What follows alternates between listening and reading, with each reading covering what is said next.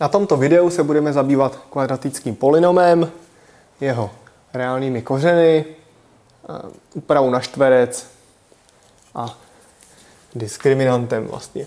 Čili pojďme vůbec si připomenout, co to je kvadratický polynom. Kvadratický polynom je teda polynom ve tvaru ax na druhou plus bx plus c, kde a, b, c jsou reálné parametry a ačko je parametr teda různý od nuly, takže to je opravdu polynom druhého stupně. Pro kvadratický polynom zavádíme pojem diskriminantu, čili d, které se spočítá jako b na druhou minus 4x ac,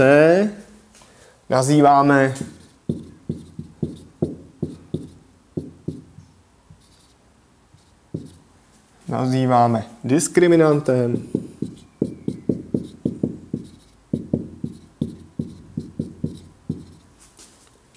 polynomu P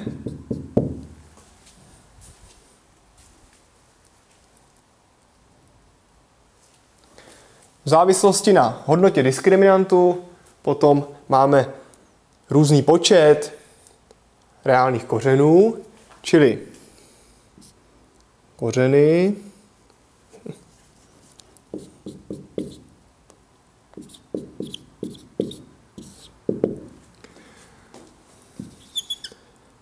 když d je menší než 0, když diskriminant je záporný, tak polynom px má 0 reálných kořenů. Nemá žádné reálné kořeny.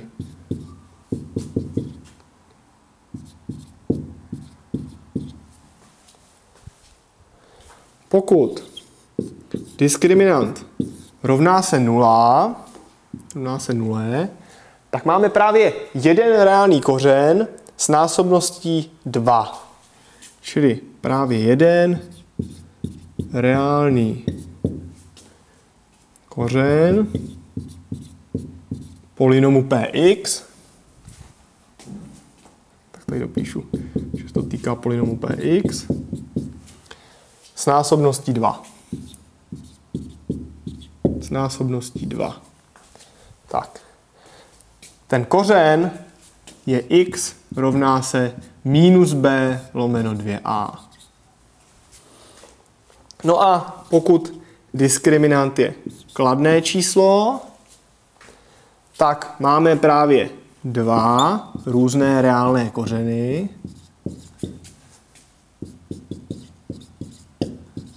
Toho polynomu kvadratického px, které jsou teda s násobností 1. A ty kořeny jsou x1, to je ten první kořen, je zlomek minus b plus odmocnina z diskriminantu lomeno 2a. Tak já teda dosadím za diskriminant, přece jenom, abych tam měli to vyjádření, které je standardní. Minus b plus odmocnina z b na druhou minus 4ac lomeno 2a. A ten druhý kořen, x2, je minus b minus odmocnina z diskriminantu lomeno 2a, což je minus b minus odmocnina z b na druhou minus 4ac lomeno 2a.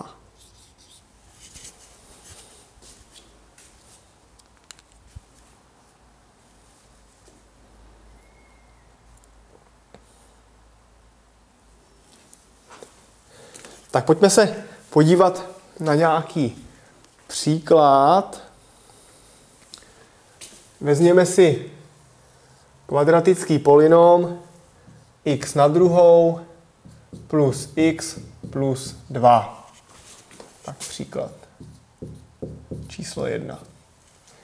Tak vidíme, že když máme kvadratický polynom x na druhou plus x plus 2, tak diskriminant tohoto polynomu je teda, vidíte, že Ačko je 1, Bčko je 1 a Cčko je 2.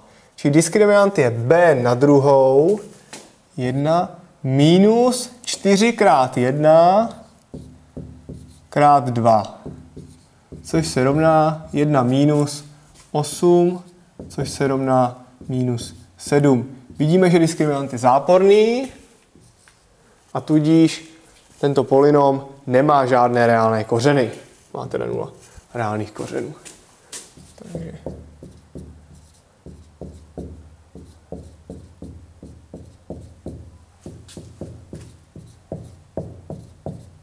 Tak. Teď se podívejme na polynom příklad 2. Polynom x na druhou plus 2x plus 1. Tak, tento polynom má diskriminant, to napíšu sem, diskriminant rovný. Vidíte, bčko je 2, takže to je 4 minus 4 krát 1 krát 1. Minus 4 rovná se 0. Takže má diskriminant rovný 0, takže má jeden reálný kořen s násobností 2 a ten kořen je, takže má kořen x je minus b lomeno 2a. Minus 2 lomeno 2 krát 1, což se rovná minus 1. No, to je skutečně pravda, protože podívejte se, x na druhou plus 2x plus 1 přece, to já znám, to je x plus 1, to na druhou. To je takový jednoduchý vzoreček, v podstatě to je vlastně jednoduchá binomická věta i pro dvojku. A vidíte, že když to vlastně mám ten polynom teďka rozložený na ty kořenový činitele a vidím, že jednička je právě tím kořenovým činitelem a násobnost je 2. Tak to je přesně, teda jednička, pardon, minus jednička, protože to musím vynulovat tento výraz. Minus jednička je kořenovým činitelem s násobností 2, což je přesně to, co mě tady vlastně vyšlo, takže to je v pořádku. A pojďme se podívat na třetí příklad. X na druhou plus 3x minus 4. No, takový to. Tak pojďme se podívat na diskriminant. Diskriminant rovná se b na druhou, takže 3 na druhou, to je 9, minus 4 krát 1 krát minus 4, takže to bude plus 4 krát 4, což je 9 plus 16, což je 25. Vidíte, že diskriminant je kladný, takže to má dva reálné kořeny. A tím prvním kořenem je x1 rovná se, teď se tady můžu podívat, minus b, takže minus 3, plus odmocnina z diskriminantu, čili odmocnina z 25, lomeno 2x a lomeno 2. To se rovná, odmocnina z 25 je 5, takže minus 3 plus 5 je plus 2, lomeno 2 to je plus 1. A x2 se rovná zase minus b, čili minus 3, tentokrát ale minus, odmocnina z 25, lomeno 2, takže minus 3 minus 5 je minus 8, lomeno 2, to je minus 4.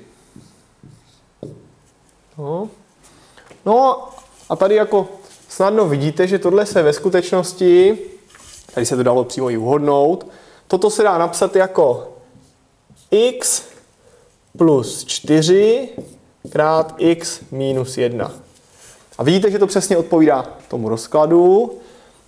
Tento člen odpovídá kořenu minus 4, to je čili kořenu x2, a tento člen odpovídá kořenu plus 1.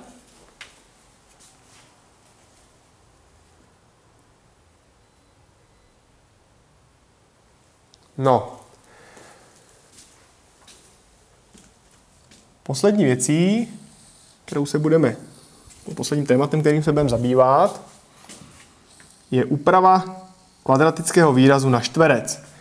Tak, úprava kvadratického výrazu na čtverec je úprava výrazu teda kvadratického, čili ax na druhou plus bx plus c do tvaru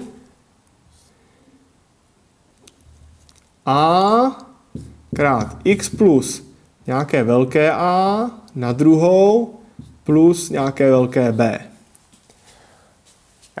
Takto to můžu vždycky upravit a pojďme tuto úpravu zkusit. Pojďme to teda najít. Tak podívejte se. Ačko, tak já si ho tady vytknu a dostávám, že to je x na druhou. Já si ho vytknu z prvních dvou členů, to Ačko. Čili to mám x na druhou plus b lomeno a krát x. A pak tam mám plus c. No. A teďka já bych chtěl, aby tady ta závorka byla něco jako x plus a to na druhou. Čili, aby to bylo x plus a to na druhou, tak to bych tam musel mít x na druhou, si to tady takhle napíšu, x na druhou plus 2x ax plus a na druhou. Tak. Vidíte, že takové Ačko, se tady na to podívám, tak teďka vynechám ten fakt, že tady není ta konstanta a budu se zabývat tímto členem, který vlastně odpovídá tomuto členu. Tak Ačko by mělo být rovno asi teda Ačko by mělo být rovno 1/2, aby ta dvojka zmizela, krát b lomeno a. No.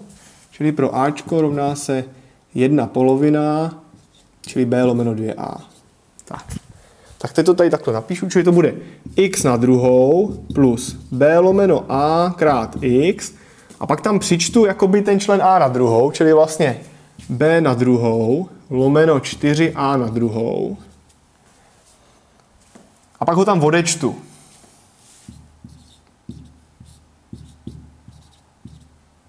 A pak je tady plus c. No a teďka tyhle ty tři členy dám dohromady a tenhle ten vyhodím ven z té závorky.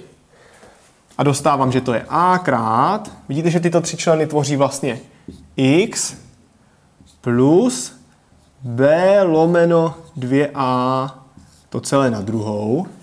To je přesně podle toho vzorečku, to je toto na druhou, plus to dvakrát toto krát toto, což mě dá přesně b lomeno a krát x, plus b lomeno 2a to na druhou je přesně tohleto. Potom tam mám ale mínus ačko krát tento člen, čili mínus b na druhou lomeno 4a.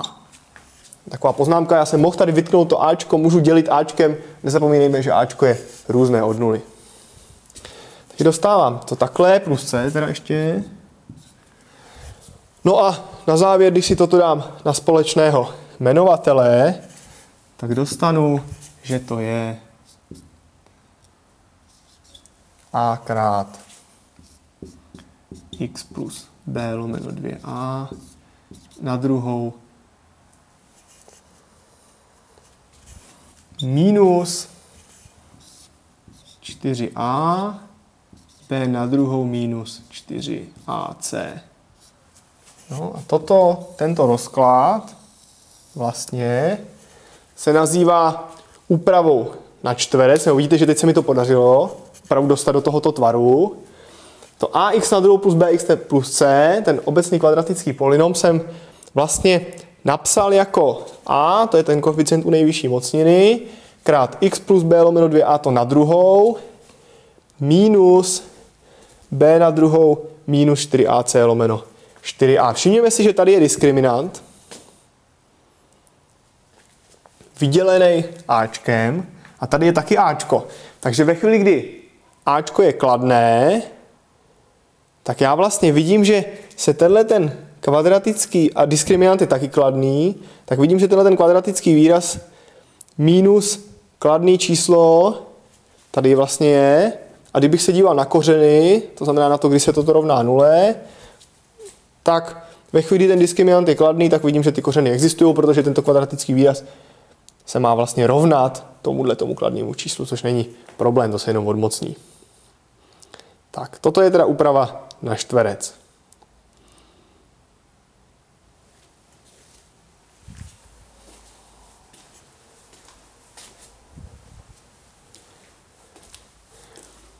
Tak, pojďme si tu úpravu na čtverec vyzkoušet vlastně u nějakého konkrétního polynomu.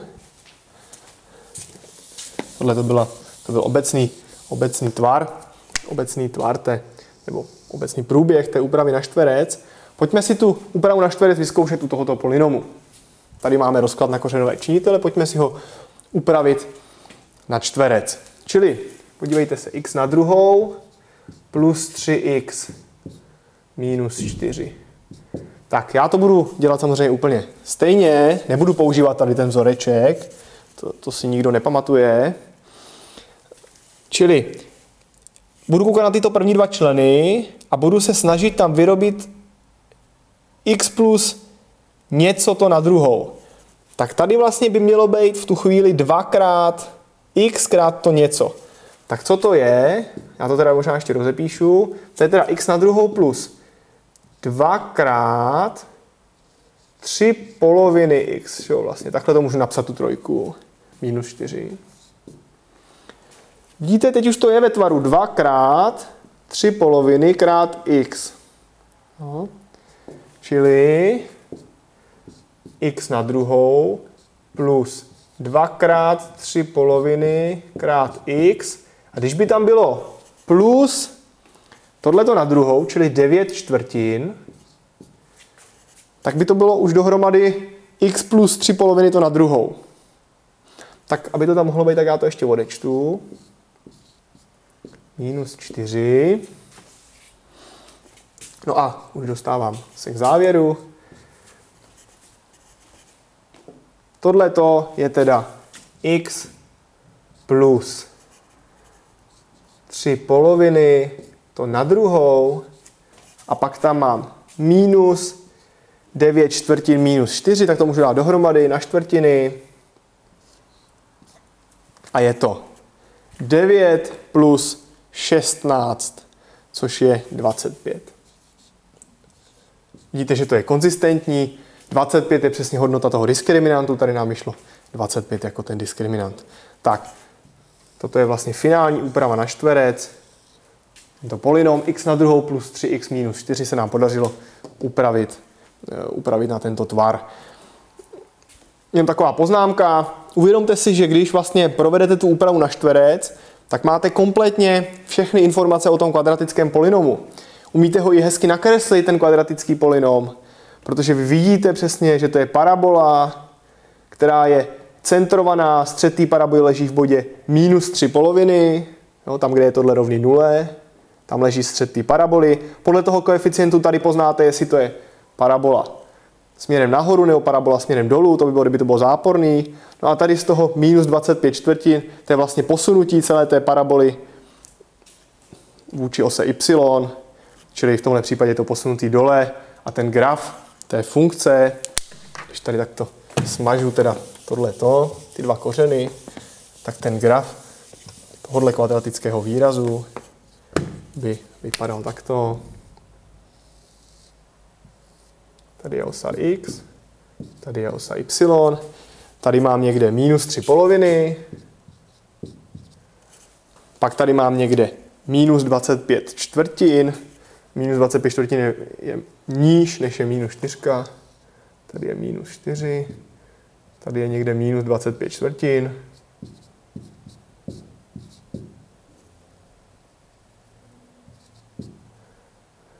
takhle. Tady někde je střed té paraboly a ta parabola vypadá takhle. A tady máte ty kořeny, které jsme už spočítali, a to je minus 4 a ten druhý kořen je 1. No. Ten to trochu blbě nakreslil, tohle by mělo být uprostřed samozřejmě. Já to takhle překreslím, aby to...